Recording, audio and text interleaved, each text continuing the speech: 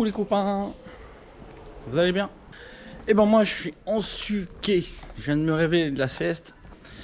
Et il y a une petite Calus qui demande qu'une chose, c'est aller coiffer un Malossi 65.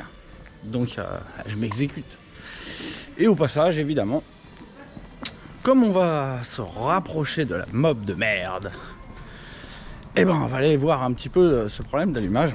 C'est pour ça que j'ai pris ce petit outil très pratique pour vraiment régler précisément une avance. Je ne l'ai pas contrôlé depuis que j'ai monté le moteur, je sais pas. Donc voilà, moi donc je vais chez mon ami Brahim, je vais envoyer cette Calus et puis on se retrouve en bas avec la pétoire de la mort. C'est elle qui m'a en quelque sorte motivé à me réimpliquer dans la mob, parce que je m'étais marré à préparer un moteur pour faire taire des mauvaises langues qui insinuaient que j'y connaissais rien et que j'étais pas capable de faire marcher un moteur de mob. Bref, les mecs, je leur ai prouvé, j'ai acheté le 103, j'ai fait un moteur de merde, avec un pot de merde, avec un vario de merde et l'allumage d'origine de merde. Et une pipe Poligny de merde, avec ses trous ovales, un clapet Athéna de merde. Enfin bon, je me comprends, honnêtement, c'est pas de la merde, c'est des bonnes pièces de mob. Bien exploitées, ça fonctionne très fort. Et donc j'avais fait 125 chrono, quoi.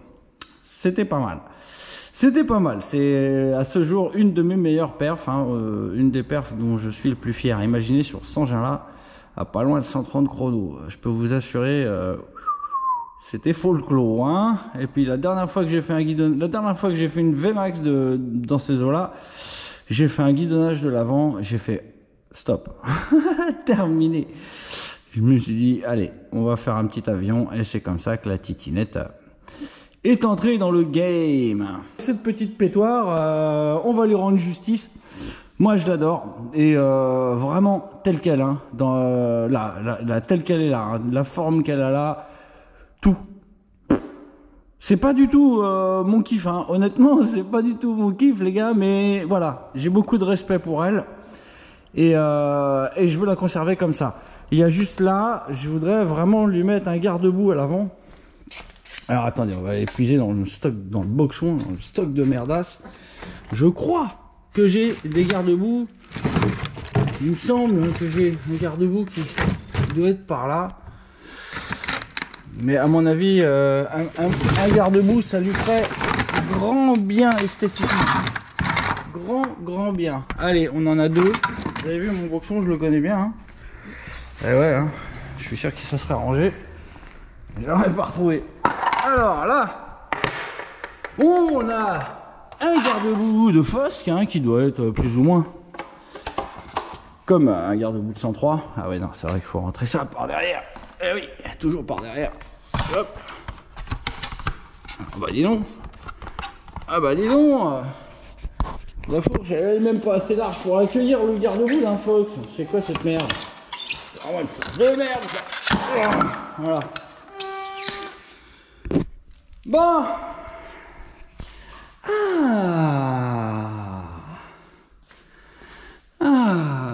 Elle me plaît tout de suite mieux comme ça, avec un petit garde-boue, ça.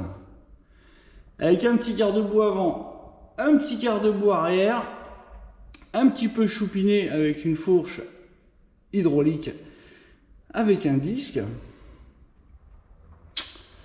Bon, honnêtement, j'aurais envie de la barre de renfort, parce que je peux vous dire que quand vous avez un train avant qui freine très dur, vous le sentez direct, que le cadre il se ferme, le V il fait quand vous freinez.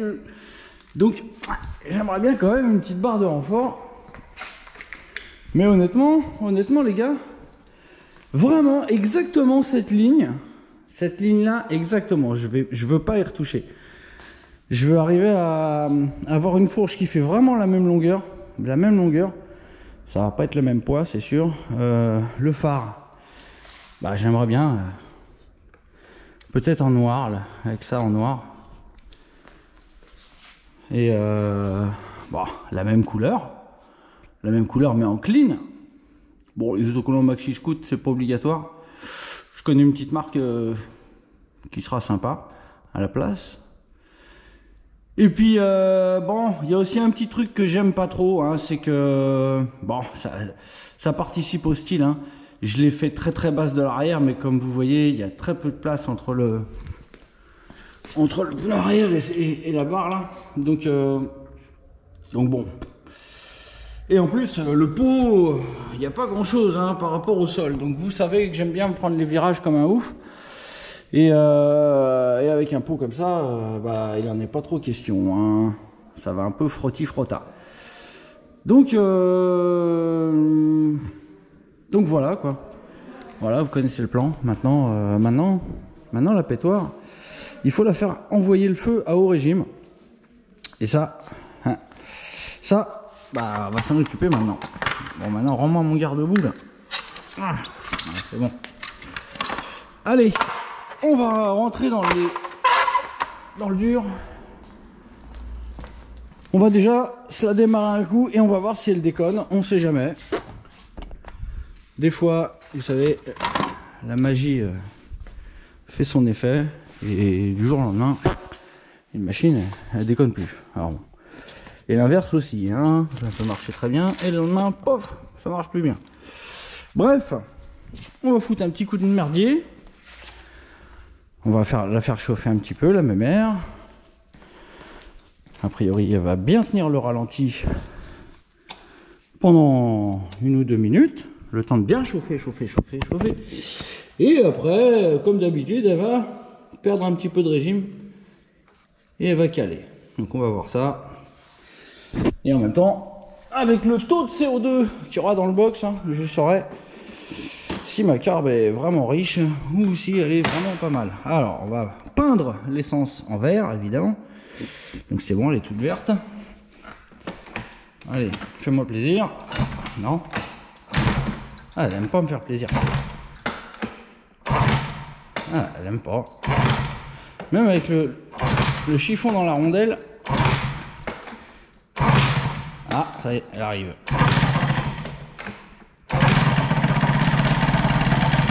Ah, ah oui, j'ai pas bien bouché encore comme hier. Vu que la machine tourne presque normalement. Presque. Ouais, presque. Non, c'est vraiment presque.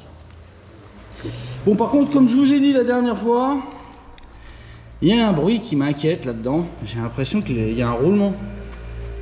Il y a un roulement qui est mort. C'est bizarre. Ou alors il y a un truc qui frotte, mais il y a un qui suit vraiment le rythme du moteur. Et j'aime point ça. De toute façon, on verra. On mettra probablement un Vilo Boost quand je les aurai reçus.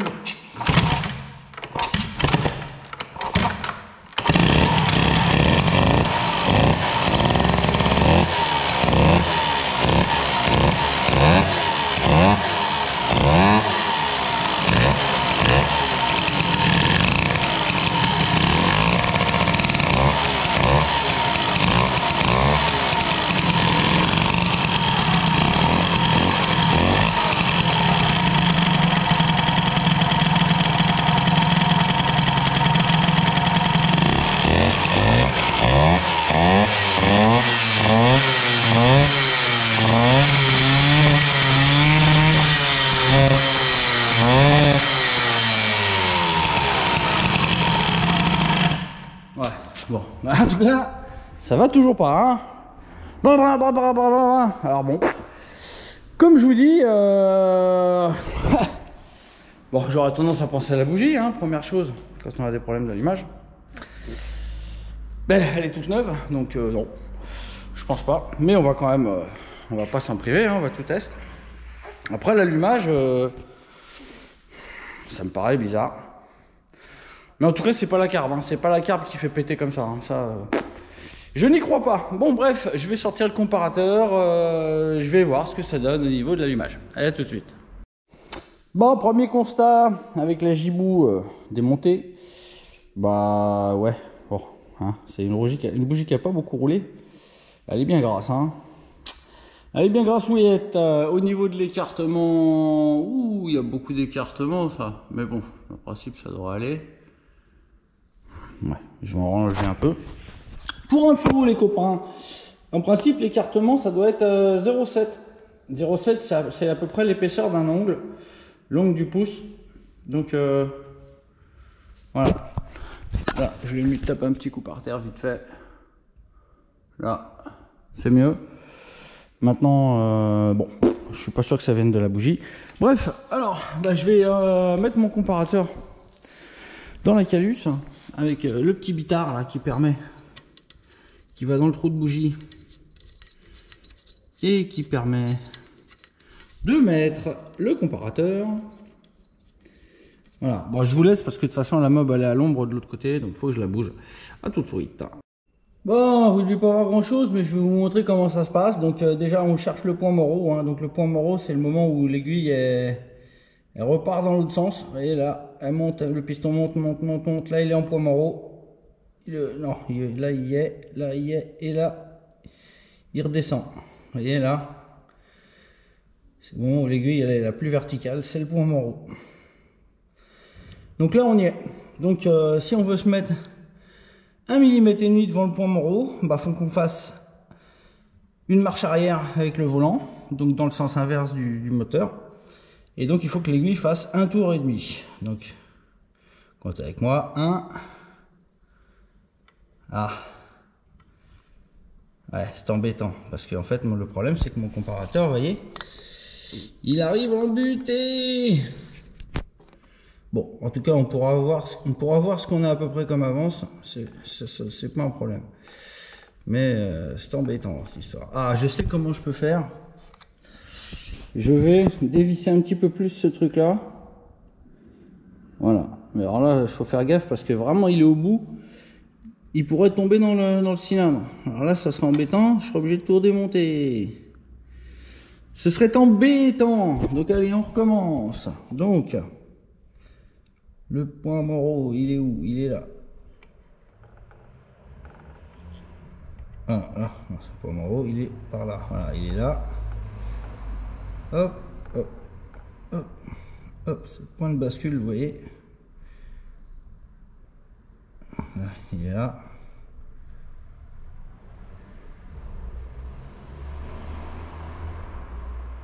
Voilà, là on est au point Moreau. Donc là, il faut 1,5 tour dans l'autre sens. Donc 1,5. Donc là, faudrait que mes repères soient parfaitement en face l'un de l'autre. Ouf! Bah, on n'y est pas du tout, hein. Ou alors ça a bougé, hein. Attendez, je vais vous montrer. Allez, on recommence. On va rechercher le point Moreau. Voilà, il est là. 31 là. Non, 29. Voilà, il est sur 29 là. Hop, quand on est à 29, on est au point Moreau. Donc on part en marche arrière. Donc dans le sens inverse de rotation du moteur. Donc là on a un tour. Et là on a 1,5 tour pile poil. Et là normalement il faudrait que la fin du capteur. Donc vous voyez là. La fin du capteur elle est loin encore. Normalement la fin du capteur devrait arriver au milieu du petit machin en ferraille qui est au milieu du capteur là. Donc là on n'a pas du tout la bonne avance. On a quoi en avance là au juste? Donc on va voir. Ce que je vais faire c'est que je vais mettre dans la position où ça doit être normalement. Donc normalement ça doit être là. Voilà, normalement ça doit être là. Ah, on voit. C'est un peu la merde, en plus la lumière s'est éteinte. Bon, allez. Bon, à mon avis les gars, là, l'avance, on n'en a pas beaucoup là. Donc, bon, je sais pas si c'est ça qui causait les pétarades, mais c'est pour ça que ça marchait pas en haut régime en tout cas. Donc là, hop, là vous voyez. Je sais pas si vous voyez, ah je peux pas tenir les deux en même temps. Ah si je peux. Voilà. Donc je sais pas si vous voyez là. Là j'éclaire, là voilà, la fin du carré elle est au milieu du capteur. Et donc là c'est le point d'avance. Là c'est le point d'avance et donc on va voir ce qui se passe en haut. On va voir ce qu'il va nous falloir pour arriver en haut. Donc là on est sur 23. Donc là On a un d'avance. Ouais, on a un d'avance. Ouais, non, c'est pas à cause de ça que ça marche pas. Hein. C'est pas à cause de ça que ça marche pas, mais il n'y a pas beaucoup d'avance. On va en remettre un peu. Il faudra en remettre un peu pour bien faire. Mais non, ça vient pas de ça. Bon, donc ça m'emmerde. Ça vient pas de ça. Mais bon, en tout cas, on sait que voilà. Si on veut trouver du couple, l'avance est à 1,1. Je vais recommencer pour être sûr. Donc là, alors là, on n'est pas à 23 là. Ah, mais bon, le comparateur va peut-être bouger un peu. Ici, on est à 22. Donc il y a 22. Ouais, il n'y a même pas un 1,1. Il y a 1,08 quoi. Bon bref, ça vient pas de l'avance. Donc voilà, on va pas se faire chier à démonter le volant. Mais on sait que l'avance, c'est pas du tout l'avance qu'il faut pour avoir du gros couple. Là, on a une avance vraiment gentille pour du 50. Avec du gros cylindre, et donc avec un 65, il vaut mieux monter vers un 2, un 3, un 4, voire même un 5. Plus on en met, plus il y a de couple. Alors attendez, là je suis en train de faire une bêtise. Je suis en train de ranger la bougie. Je vais essayer une autre bougie. Allez, je coupe, je vais essayer de trouver une autre bougie et on va voir. Allez, à tout de suite. Bon, normalement dans la culasse boost, on met une bougie culot long, hein, et B8, B9, voire B10, avec des moteurs très énervés. Mais on va faire une exception, on va mettre une B7 culot court. Bah ouais. Bah celle-là, je suis sûr qu'elle marche, hein, comme c'est une bougie que j'utilise jamais. Je suis sûr que c'est une bougie que j'ai retirée d'un vieux tromblon. Donc on va se faire un test avec ça, vite fait. Allez, je la monte, à tout de suite. Bon voilà, B7 de la mort, toute dégueulasse, qui était dans le fond de ma caisse. Allez, on va démarrer la bestiole. Alors là, le taux de compression, hein, il est tombé en flèche là, avec le culot court, hein, faut être sûr. Hein.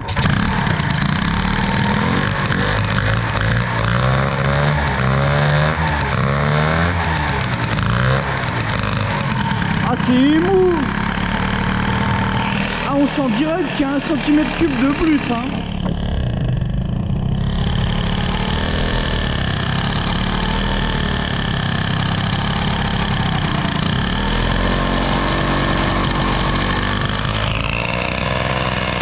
Alors, on va voir. Ah non, elle veut pas. C'est trop pauvre. Voilà, ça. Elle chauffe, allez, chauffe.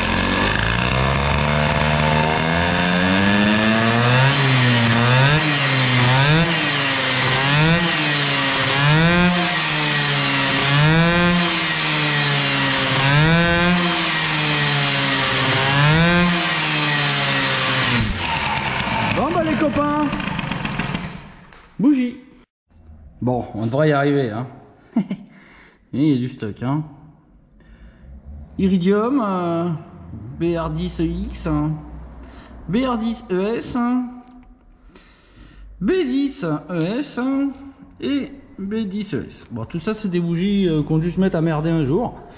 Mais j'ai remarqué que souvent, une bougie, on la laisse galérer 6 mois, on la remonte et ça marche. Donc moi, je les jette plus, je les garde.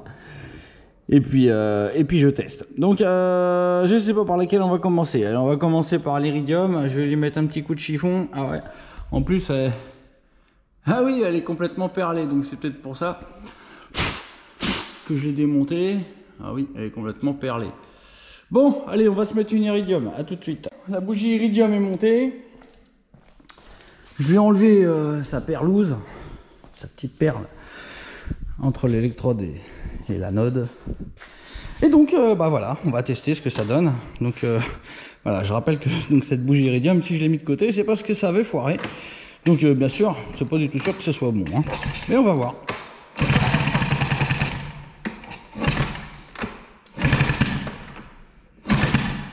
Hein, hein.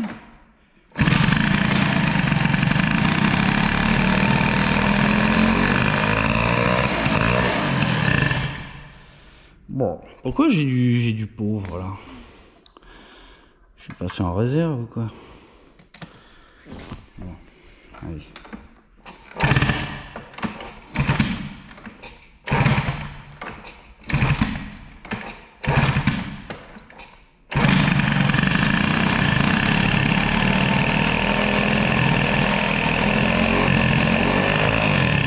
là. Bon, bah, ça m'a l'air pire avec celle-là. Allez, on passe à une autre. Je crois que j'avais pas bien mis l'antiparasite. Donc on va recommencer. Hein.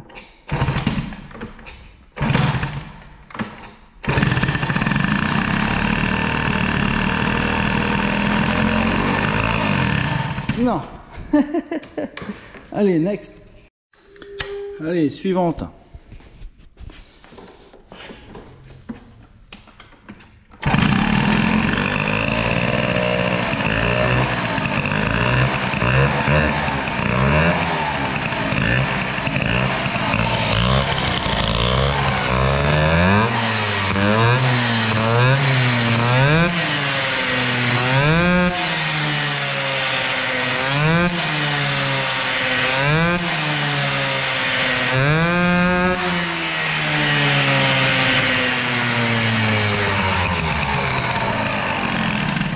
Celle-là, elle est bonne.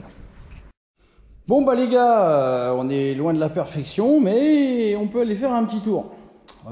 Seul problème, j'ai pas trouvé la vis. Donc ma vis là, zombie. Donc la caméra, zombie. À moins que je trouve une vis BTR et je foute une vis BTR là-dedans. Je vais voir ça. Allez, je vais peut-être y arriver. Allez, à tout de suite.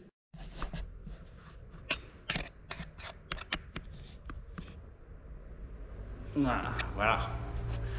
Bon bah c'est bon les gars. Allez, on est parti. Je vous reprends en haut avec la pétoire. On va aller tester ça. À toutes. Bon bah les gars, vous connaissez Sésame, ouvre-toi grosse salope. Bon bah allez, on est parti pour tester la pétoire de Daube. On va foutre la merde un peu. Bon, on va y aller cool hein, parce qu'en gicleur principal on est en 88 et c'est léger ça hein. Je pense.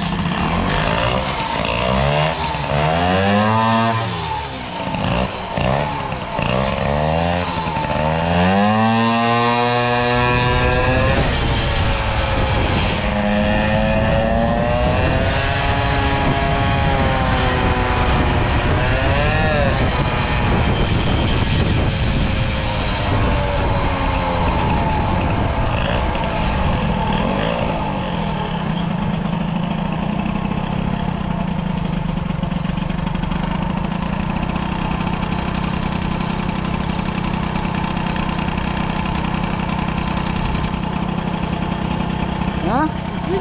Ouais.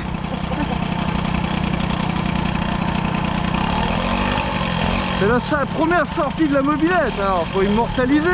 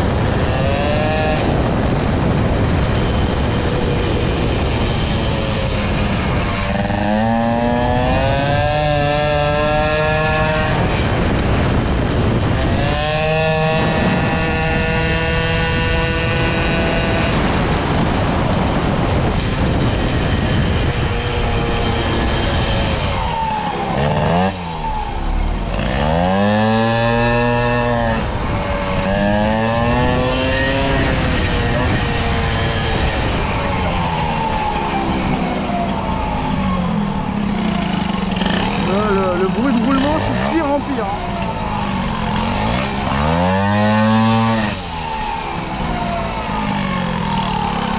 Là, je sais pas ce que c'est que ce bruit, mais...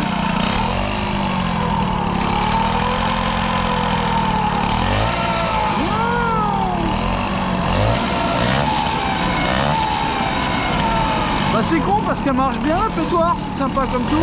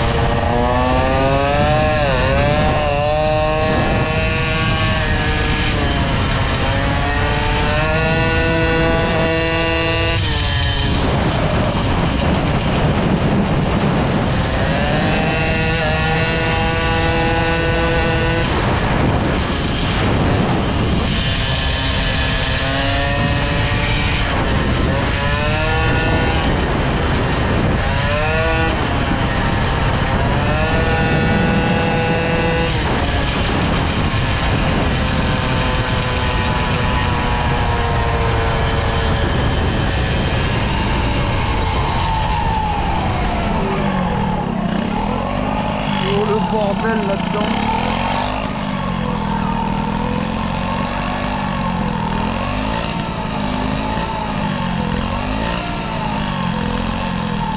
Là, c'est la mort des roulements là.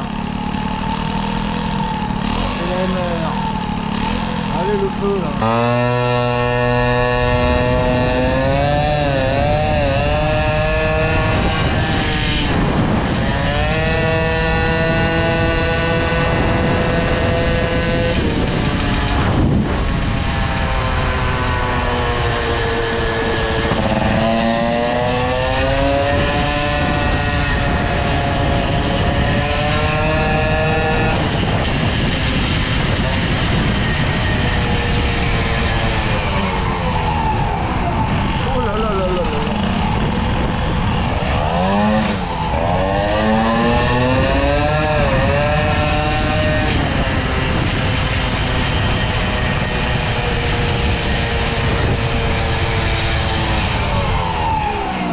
Bon, je ne décroche même pas de mon casque. On va se faire un petit test de température. Hein. Bien que là, je dois être réglé pauvre. Hein. J'avais des bruits de détonation. Hein. Cling, cling, cling, cling, cling, cling et tout. Mais bon, on va voir. 120 degrés à la culasse. 125, 133, 127, 128. Ok, au cylindre. Et à la culasse, on a quoi? 117, 115, 112. Bon, ça va, c'est correct, hein. Vous voyez, il y a peu de différence de température entre la culasse et le cylindre. Avec les cylindres de 103, on est beaucoup plus chaud au cylindre en général. Alors, on a au moins 20 degrés de différence, 20-30 degrés de différence. Or là, je constate qu'on a les mêmes températures au cylindre qu'à la culasse. Bon, certes, j'ai un petit peu... j'ai mis un peu de temps, j'ai dû ouvrir la porte en haut, je suis arrivé ici. J'ai ouvert le box, bon. Mais vous voyez, les tempés sont vraiment raisonnables. Maintenant, il y a des drôles de bruits là-dedans.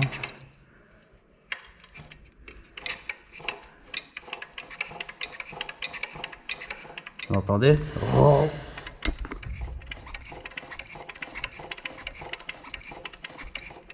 Bizarre ce bruit. Ah. Ah.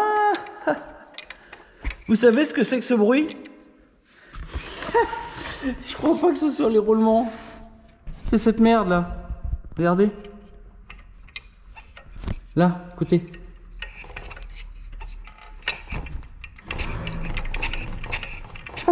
C'est la courroie qui zzzz sur le truc. Elle touche à peine en fait. Et du coup, ça fait zzzz. Mais en fait, il n'y a rien.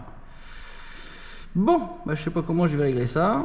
Il faudrait que je mette un bon coup de marteau histoire de tordre la patte. Mais ça doit pas se tordre comme ça. Bon, je vais voir. À tout de suite. Bon, première tentative. Ouais, c'est pas idéal, hein. Pas top. Comment choper ce truc? Ah, je sais, j'arrive. Avec ça, on devrait pas être mal. Il y a moyen des moyens de plier la bête. Hop. Merde.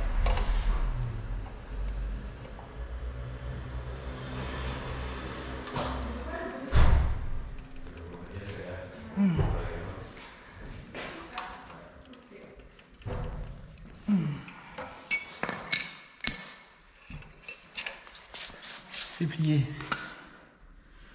C'est plié. Ouais, il y a 1,5 mm. Donc allez, on va démarrer, on va voir si on a toujours le vous. Ouais.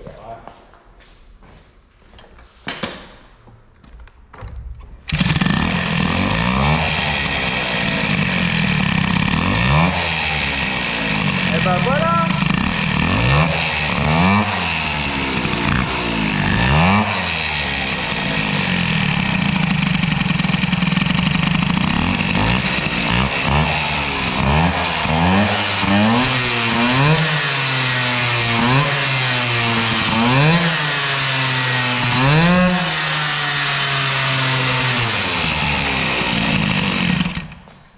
Bah, c'est bien les copains. C'est bien, c'est bien. Bon, maintenant il faut que je vous dévisse du casque. Hein. Allez, je vous dévisse et je vous reprends tout de suite. Dévissage. Ça fait longtemps que je ne l'avais pas fait celle-là. Dévissage. Il faut que je garde précieusement la vis. Parce que pour vous emmener, c'est pas mal. Quoique, j'ai les vis GoPro chez moi, j'en ai dans mon tiroir, mais je n'y avais pas pensé. Bon, enfin bref, les copains, ça rassure quand même, hein. Quelle déception ça aurait été de devoir démonter le bas moteur et tout. Quand même, hein, ça aurait été vraiment dommage. Surtout que ça venait pas de ça. Donc, les diagnosticatifs. Bon, j'en ai marre, hein, là, la vis, j'ai du mal. Hein. C'était plus facile avec la vis GoPro. Voilà. Et bon, je vais aller pouvoir appuyer sur mon bouton. Paf! Un coup dans ta gueule. Bon, bah voilà les copains. Donc alors, premier débriefage avec la pétoire de merde pendant que je range mes tisous. Voilà, donc ça, dans le sachet, dans le chasset, la pièce de variator, parce que c'est ma BTR pour les poids de variator. La vis de casque sur le casque, comme ça, la prochaine fois, eh ben, c'est déjà en place. Voilà, bon, alors donc première satisfaction, donc il n'y a pas de roulement en train de crever, hein, ça m'inquiétait un peu. Maintenant, bah écoutez, la carburation, c'est pas mal, ça a l'air pas mal, mis à part que j'ai du pauvre. Quand je coupe les gaz, j'ai du pauvre, donc il semblerait que je sois encore riche en ralenti en 55. Bon, bah ouais, bah faudra peut-être lui mettre du 60, hein, ou peut-être l'aiguille, hein. Peut-être l'aiguille, ah l'aiguille, ah non, je suis tout en bas de l'aiguille. Bah, sinon, il faudrait que je repasse à la W9, hein, que j'ai pourtant enlevé. Donc, en tout cas, bah, on avance, hein, on avance tranquillement. Pendant que moi je range mes petites choses, je vous cause. Donc on avance. On a déjà fait un petit tour de pétoire. Bon, alors évidemment, hein, mon œil critique sent beaucoup de choses à améliorer. Beaucoup. Déjà, alors déjà l'embrayage, hein, vous avez vu là, on est vraiment dans la mobilette normale. Hein. Ouin, c'est gentil. Ouin. Moi je dis ouin, et puis que ça emmène grave. Donc, déjà, je pense qu'on va avoir besoin de ça. Voilà, ça c'est mes mâchoires lourdes, donc très bien, c'est parfait. Les mâchoires lourdes, c'est exactement ce qu'il va falloir. Enfin, les mâchoires lourdes, oui, c'est des mâchoires d'origine, hein. C'est des mâchoires d'origine. Vous avez vu, hein, ceux qui ont des embrayages, ceux qui ont des Stradivarius, je vous conseille de faire exactement ce découpage avec les mâchoires origine, et vous aurez quelque chose qui marche vraiment super bien avec des moteurs relativement souples. Voilà, hein. Ceux qui ont des moteurs un petit peu pointus, genre 50 Doppler, voilà, ça fera vraiment pas de mal de faire ça aux mâchoires. Voilà, donc nous on va mettre ça la prochaine fois, très probablement. Mais bon, déjà on va essayer de fignoler un peu la carbe. Parce que là, comme je vous dis, quand je coupe les gaz, c'est donc c'est un peu pauvre. C'est un peu pauvre quand je coupe les gaz, donc ouais, même filet de gaz, j'ai un peu de déto. Je réécouterai sur la vidéo. Il me semble que sur ce filet de gaz, c'est un peu cring. Bref, très probablement que je peux arranger ça avec l'aiguille. Le gicleur de ralenti, je crois pas que j'ai un 60. Non, il me semble bien que j'en ai pas. Je crois que le 60 il est dans le bidalo WR, dans le 20. Donc on travaillera à l'aiguille. Éventuellement, oui, il y a moyen aussi d'ouvrir la richesse. Hein. La riche là, elle est à 1 tour et demi, je crois. Il y a moyen de lui remettre un tour. Donc on va pouvoir arriver à régler ça. Maintenant, gicleur principal, je mettais plein gaz et ça marchait bien, plein gaz. Ça marchait bien, hein, j'avais pas l'impression que ça marchait moins bien plein gaz que 3/4 de gaz. Donc, a priori, on n'est pas très loin de la vérité. Mais on va quand même se regarder la bougie, hein, même si c'est pas du tout comme ça qu'on fait un contrôle de carbe à la bougie. Hein. Je l'explique très souvent à ceux que j'aide. Oula, il faut bien viser dans la boîte à merde, dans le noir. Donc, je le dis très souvent à tous ceux que je conseille. Une carburation, ça se fait pas du tout comme je vais la faire là, c'est-à-dire après la balade, on a posé la meule et on a laissé tourner au ralenti, et puis allez, on démonte, et puis on regarde la carbe. Non, ça se fait pas comme ça, parce que évidemment, si vous l'avez laissé tourner au ralenti, bon, la main gauche c'est pas le top. Si vous l'avez laissé tourner au ralenti, vous êtes passé sur le circuit de ralenti qui lui peut être réglé très riche. Et donc ça vous recolore la bougie instantanément, donc assez rapidement, et ça vous fausse complètement la lecture. Pour bien faire, il faut tirer une grosse bourre, au moins 5 à 10 secondes en pleine charge. Et ensuite vous pilez tout, et vous démontez la bougie. Bon, à voir comme ça.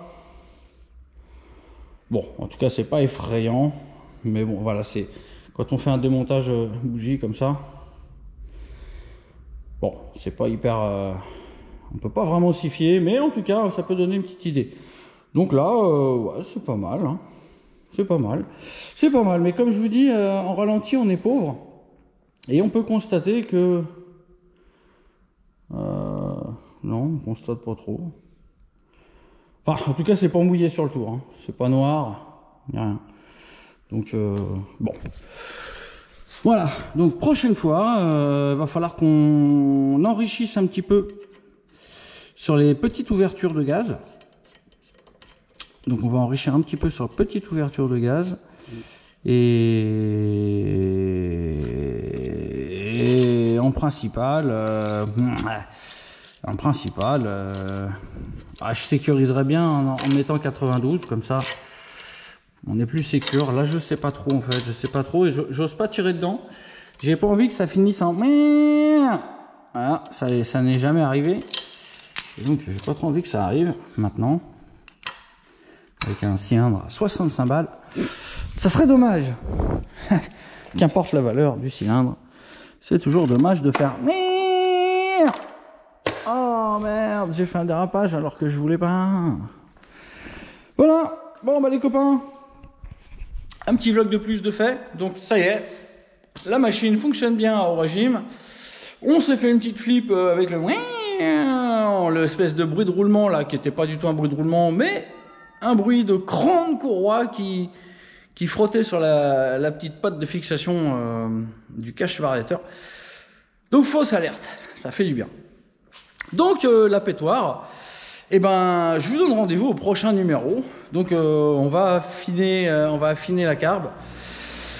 On va voir ce qu'on peut... Non, je peux rien faire dans l'embrayage. Il faut que je commande des ressorts d'embrayage Doppler, parce que là en fait dans la mob, il n'y a rien du tout de ce qu'il faut. Il y a des mâchoires allégées avec des ressorts d'origine. Ce qui fait que au final, ça accroche à peu près aussitôt que des mâchoires d'origine, mais en même temps, il n'y a pas d'accroche. Donc ça patine quand même. Donc ça commence à lécher tôt. Et ça patine longtemps. Donc c'est vraiment pas efficace. Donc on va passer... alors je sais pas. On pourrait peut-être essayer de passer à mes autres mâchoires avec les ressorts d'origine. Mais à mon avis... non, on va laisser comme ça. On va pas s'emmerder. Je vais commander des ressorts Doppler d'embrayage. Et puis on montrera ça la prochaine fois. Donc... on va bosser sur la carburation la prochaine fois, à petite ouverture. Donc, et on va essayer d'enrichir. Parce que là, comme je vous dis, quand je roule, je coupe les gaz, ça fait clink, clink, clink, clink, clink, un bruit un peu métallique qui vient du moteur. Donc déjà, la carbe. Ensuite, on verra ce que ça donne. Et peut-être qu'on remettra un peu d'avance, histoire de retrouver un peu de couple dans le merdier. À part ça, bah voilà, hein, on va continuer la mise au point tranquillement. On avance. Voilà les copains. Bah écoutez, j'espère que vous avez kiffé. Je vous laisse sur les images de cette machine de la mer, de la mort, une machine de merde de la mort. Et puis je vous dis à bientôt. Et n'hésitez pas, hein, si vous kiffez cet engin qui n'est pas là pour vous rendre jaloux, ni vous rendre envieux. Voilà, cet engin est la représentation de ce que vous pouvez avoir vraiment pour un petit budget, une petite pétoire rigolote. Voilà, quelque chose qui va vous permettre de vous évader et d'aller kiffer sur les routes votre petite pétoire en moteur 2 temps. Voilà, hein. Pas de moteur électrique de double. Là, il y a du bruit, il y a des sensations, il y a la peur de serrer. Voilà, c'est une pétoire, quoi. Bon, les copains, j'arrête, je sais, je suis bavard. Allez, salut, bye bye.